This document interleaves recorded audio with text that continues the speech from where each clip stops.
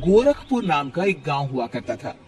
उस गांव में ज्यादा लोग नहीं रहते थे। उस गांव में एक गर्भवती विधवा औरत रहती थी। उस औरत का नाम कमला था। कमला अपने घर में अकेली रहती थी। उसके पति की सारी जायदाद उसके नाम हो गई थी, पर सभी गांव वाले उस औरत को मनहूस औरत समझा करते थे और सभी उससे नफरत किया करते थे। एक बार कमला राशन की दुकान पर खाने का सामान खरीदने जाती है। भैया जी, जरा 1 किलो दाल चावल देना। अरे हाय हाय हाय हाय हाय हाय। अरे मनहूस औरत, मेरी दुकान में अपशुगन करवाने आ गई क्या है? चल जा यहाँ से, मैं कुछ नहीं देने वाला हूँ तुझे। भाग भाग यहाँ से, चल जा निकल। भैया जी, ऐसा मत कहिए, मैं गर्भवती हूँ, मुझे खाने की बहुत जरूरत है, मुझे खाना दे दीजिए। दुकानदार कमला को वहां से धक्के मारकर भगा देता है। तभी कमला रोते रोते उस गांव के किन्नरों के इलाके में आ जाती है। गांव वाले किन्नरों को उसी इलाके में रखा करते थे, क्योंकि वो लोग किन्नरों को पसंद नहीं करते थे और उनके इलाके में रहने से मना करते थे। तो किन्नरों ने उसी गांव में अपना एक इलाका बना लिया था। जब किन्नर लोग देखते हैं कि एक गर्भवती महिला रोते रोते उनके इलाके में आ गई है, तो सारे किन्नर कमला के पास जाकर उसका हाल पूछने लगते हैं।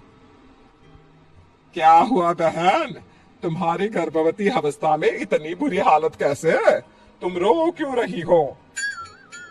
तुम डरो मत, हम तुम्हें कोई नुकसान नहीं पहुंचाएंगे। तुम शांत होकर सब बताओ कि हुआ क्या है। मैं कमला हूँ, मैं गांव के दूसरे इलाके से आई हूँ। 2 महीने पहले ही मेरे पति की मौत हुई है।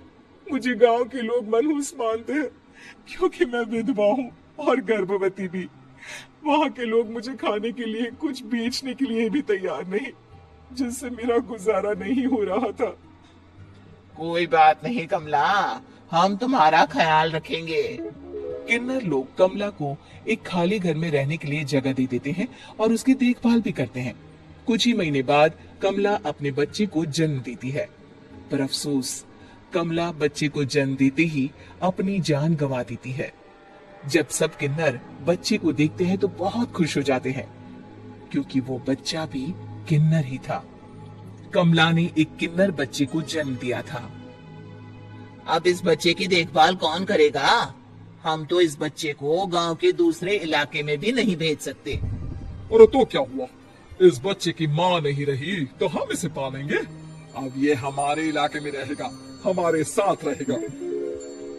फिर वो किन्नर उस किन्नर बच्चे को गोद ले लेते हैं, उसका नामकरण कराते हैं। उस किन्नर बच्चे का नाम शक्ति रखा जाता है। देखते ही देखते शक्ति बड़ी होने लगती है। उसके रंग रूप बहुत सुंदर थे। वो बहुत सुंदर किन्नर दिखती है। एक दिन शक्ति एक किन्नर से पूछती है, माँ जी सुनिए ना, ये गांव के दूसरे इलाके में भी तो लोग रहते हैं, तो हम वहाँ क्यों नहीं जाते? हम उनसे अलग क्यों रहते हैं? शक्ति, क्योंकि वो लोग हमारे जैसे नहीं, वो लोग हमें पसंद नहीं करते, इसीलिए हम उनसे अलग रहते हैं। क्यों? वो हमें क्यों पसंद नहीं करते? मुझे एक बार उस इलाके में जाना है, मैं एक बार वहाँ जाकर घूम कर आऊं। शक्ति, खबरदार, जो तू उस इलाके में कभी भी गई तो अपनी जान नहीं गंवाना चाहती तो उस इलाके में कभी कदम भी नहीं रखेगी, समझी? इतना कहकर वो किन्नर वहां से चली जाती है। शक्ति उस किन्नर की बात सुनकर बहुत रोती है। माँ जी, ऐसा कैसे कह सकती है? उन्होंने इतनी सी बात के लिए मुझे इतना डांटा। अब तो मैं उस इलाके में जरूर जाऊंगी। फिर एक दिन शक्ति गांव के दूसरे इलाके में चुपके से जाती है।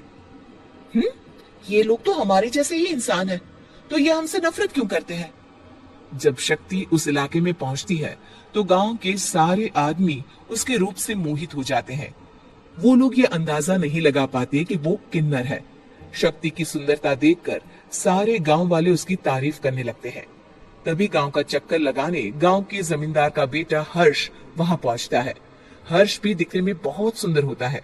जब हर्ष ने शक्ति को देखा तो वो भी उससे मोहित हो गया, और जब शक्ति की नजर हर्ष पर पड़ी तो वो हर्ष को देखकर मोहित हो गई। आपको पहले कभी इस गांव में देखा नहीं। इस गांव में आप नए हैं क्या? जी नहीं, वो मैं बस। तभी शक्ति बोलते बोलते रुक जाती है और मन में सोचने लगती है, अगर मैंने इनको बता दिया कि मैं दूसरे इलाके से आई हूँ तो वो समझ जाएंगे कि मैं किन्नर हूँ। इसलिए मुझे इनसे झूठ ही बोलना पड़ेगा। शक्ति हर्ष को कहती है, जी हाँ, मैं इस गांव में नई आई हूँ, यहाँ अकेली रहती हूँ। वैसे आप कौन है? आप भी इसी गांव में रहते हैं? जी हाँ, मैं इस गांव के जमींदार का बेटा हूँ। आपको किसी भी चीज की जरूरत पड़े तो आप मुझे बता देना, मुझे अच्छा लगेगा। ऐसे ही शक्ति और हर्ष एक दूसरे से रोज मिलने लगते। वो दोनों अपने प्यार का इजहार करने एक दूसरे से मिलने जाते हैं। तभी शक्ति का पीछा करते करते एक किन्नर वहां आ जाती है। शक्ति, मैं तुमसे बहुत प्यार करता हूँ। मैं तुमसे शादी करना चाहता हूँ। क्या तुम मुझसे शादी करोगी?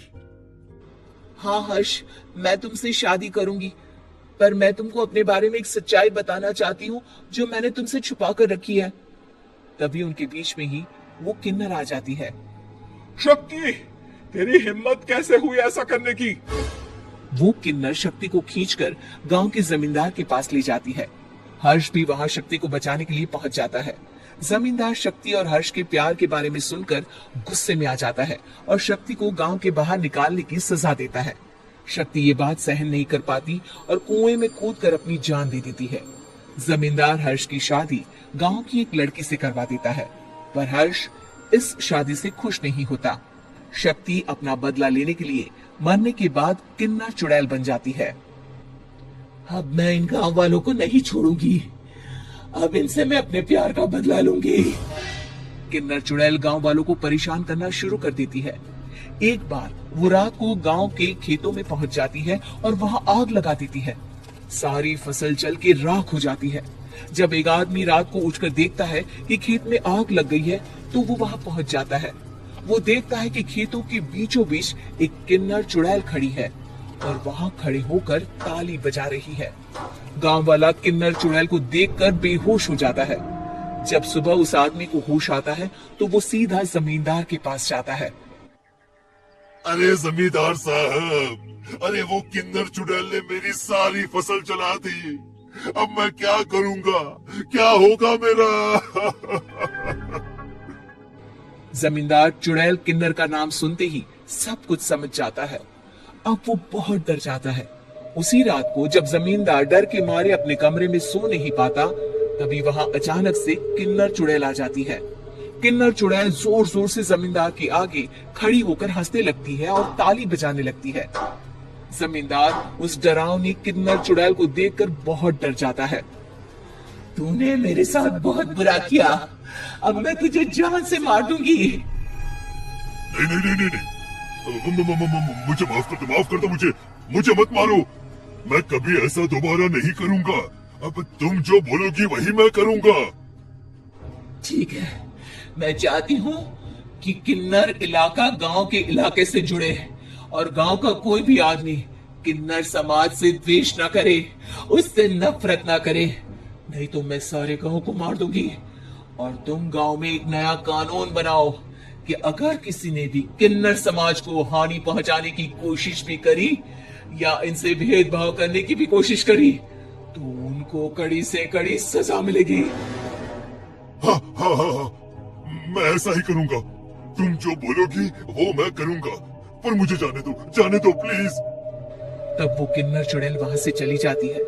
गांव का जमींदार किन्नर चुड़ैल का कहा मानते हुए दोनों इलाकों को एक कर देता है और नया कानून भी लागू कर देता है। तब से वहां किन्नर समाज और बाकी गांव वाले शांतिपूर्वक रहने लगते हैं।